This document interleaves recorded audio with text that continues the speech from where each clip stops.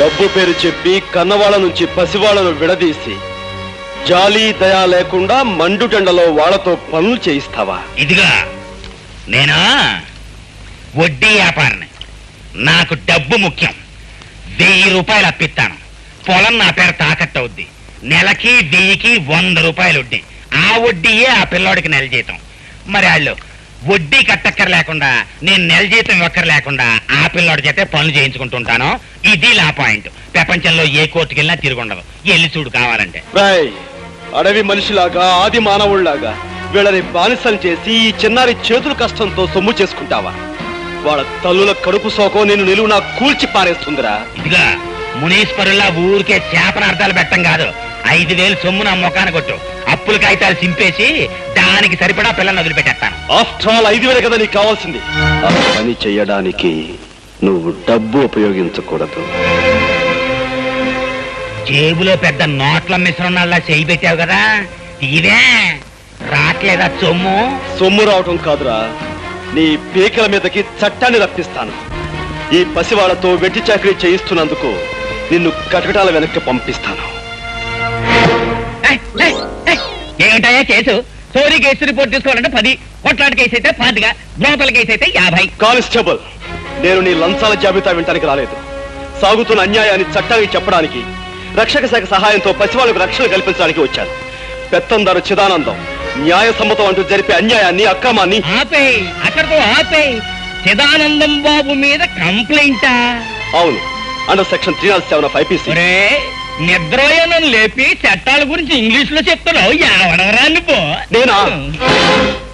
నీ అధికారం ఉపయోగించకూడదు. ఏట్రా మర్డర్ కేసులో ముద్దలా చూస్తున్నావు? బొక్కలో నొక్కేమంటావా? కానిస్టేబుల్, నీకు కాకి బట్టలు కట్టబెట్టి అధికారం చేతిలో పెట్టింది ప్రజలను రక్షించడానికి తప్ప భక్షించడానికి కాదు. ఇప్పుడే ఈ విషయం ప్రభుత్వానికి తెలియజేస్తాను. 50 మంది పశువులని చిదానందం ఎండల్లో కొండల్లో ఏపుడు ముక్కల్లాగా ఏంచుకు తినేస్తున్నాడు అంటావు. అవును సార్, ఆ విషయం పోలీస్ స్టేషన్ లో రిపోర్ట్ ఇవ్వబోతే ఎవరు తీసుకోలేదు. తహసీల్దార్ ఆఫీసులోని ఎవరు పట్టించుకోలేదు. కనుక ప్రజాశ్రేయస్ కోరే నాయకుడిగా మీరు పూనుకుని ఆ పసి వాళ్ళకి, వాళ్ళ కన్న వాళ్ళకి న్యాయం చేకూర్చండి. అలా బాధపడుతూ కింద పడిపోకయ్యా, నువ్వు అట్టకుండు.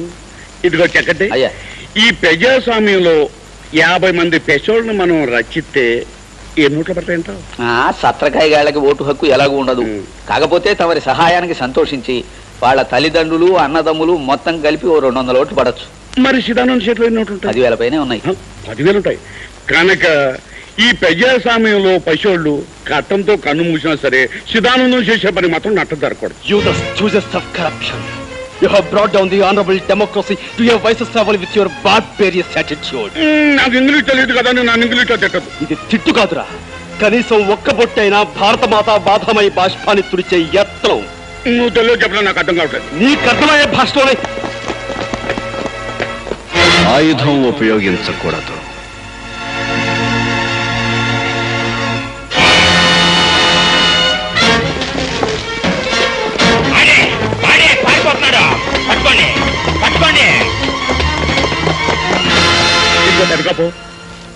ఆయన్ని పోలీసులు పట్టుకునే లోపల మన మనుషులు పెట్టి ఆయన్ని చంపించాయి. పోలీసులు ఎన్కౌంటర్ లో చచ్చిపోయిందని రాంచేద్దాం. నాతో ఫ్రెండ్షిప్ మొదలెట్టాక నీకు కూడా ఎండన విడియాలు వస్తున్నాయి.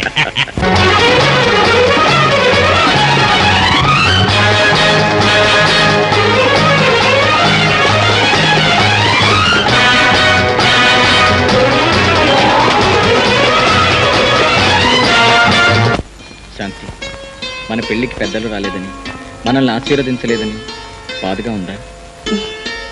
లేదు బావా, మనసిచ్చిన మనిషితో మనో జరగటం ఆడజన్మకో వరం. నాకు ఆ వరాన్ని దేవుడి సన్నిధిలో ప్రసాదించావు. ఇంతకంటే నాకేం కావాలి బావా?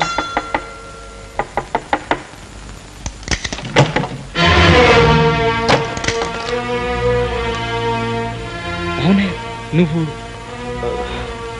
ఏంటనే? ఏం జరిగింది? అవన్నీ తర్వాత చెప్తాను. క్షమించండి, రాకుండా సమయంలో వచ్చాను. నేను ఇంటిగా బయటికి వెళ్ళిపోతాను. ఆగనయ్య, నిన్ను చూస్తుంటే ఏదో ప్రమాదంలో ఉన్నట్టున్నావు. అసలు ఏం జరిగింది? అదేనమ్మా, చిదానందం చేతిలో చిక్కుకున్న పసివాళ్ళను రక్షించడానికి వచ్చాను.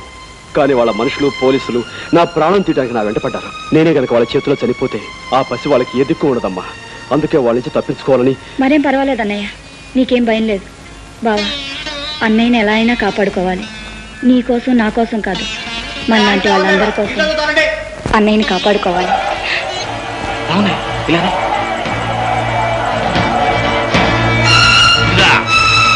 ఓ దొంగనాయాలుగాడు మా ఇంటి నుంచి తప్పించుకొచ్చాడు. మీ ఇంట్లో ఏమన్నా దూరాడా? లేదు బాబు, ఇటెవరు రాలేదు బాబు. అబద్ధాలు ఆడేవంటే నరికి పోగులెట్టేస్తాను. నిజం చెప్పు. నిజంగానే బాబు, ఇటెవరు రాలేదు బాబు. నీతో మాట్లాడి నాకు చెకింగ్ చేస్తానుండు. బాబు ఏంటి? నిన్ననే మా అన్నయ్యకి పెళ్ళయింది, ఈవేళ శోభనం జరుపుకుంటున్నారు బాబు. శోభనమా?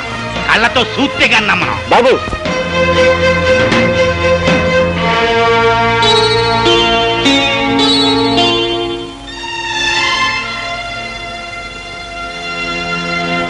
అడికి లేడుగానే ఈ చుట్టుపక్కల ఎక్కడో దాక్కుని ఉంటాడు. మొత్తం ఎతకండి. కనపడగానే నరికి అవతల పాడేయండి. ఆడికి ఆశ్రయం ఇచ్చిన కూడా నరికి అవతల పాడేయండి. ఎవడర్థం వస్తాడో చూస్తాను.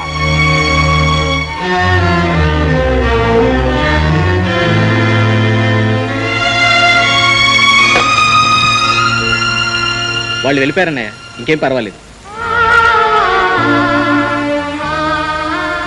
మనుషులకు మనసులుంటాయని తెలుసు, కానీ అవి ఎంత గొప్పగాను ఎంత ఉన్నతంగా ఉంటాయని ఈ రోజే తెలుసుకున్నాను. అమ్మా, చిన్నదానివి, నిన్ను చెల్లెనాలో చేసిన ఈ గొప్ప పనికి తల్లనాలో నాకు తెలియటం లేదు. భర్తకి బిడ్డకి తప్ప తన పక్కన మరెవ్వరికీ స్థానం ఇవ్వదు ఆడది. అలాంటి పవిత్ర స్థానంలోకి నన్ను తీసుకుని కాపాడిన నువ్వు నిజంగా తల్లితో సమానం. ఈ నుంచి మీరు రుణం తీర్చుకోవాలో నాకు తెలియటం లేదు. అదే మాట అన్నయ్య, నువ్వు మా కోసం మా పల్లె కోసం చేసిన సాయం ముందు త్యాగం ముందు నేను చేసింది ఏ పాటిదన్నయ్య. నువ్వు 10 కాలాల పాటు చల్లగా ఉండటమే మాకు కావాల్సింది. అమ్మా, పవిత్రంగా జరగాల్సిన మీ మొదటి రాత్రి నా కారణంగా పాడైంది. అందుకే నేను వెళ్ళి పూలు తీసుకొచ్చి మంగళప్రదంగా మీ మొదటి రాత్రికి అలంకారం జరుపుతాను. ఒక అన్నగా నన్ను తృప్తి పొందనివ్వండి.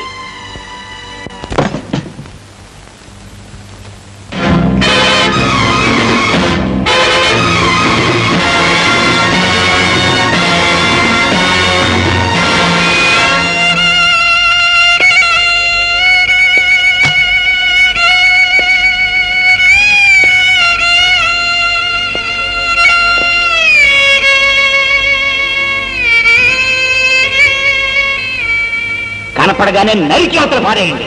ఆడికి ఆశ్రయం ఇచ్చిన కూడా నరికి అవతల పాడేయండి. ఎవడర్థం వస్తాడో చూస్తాను.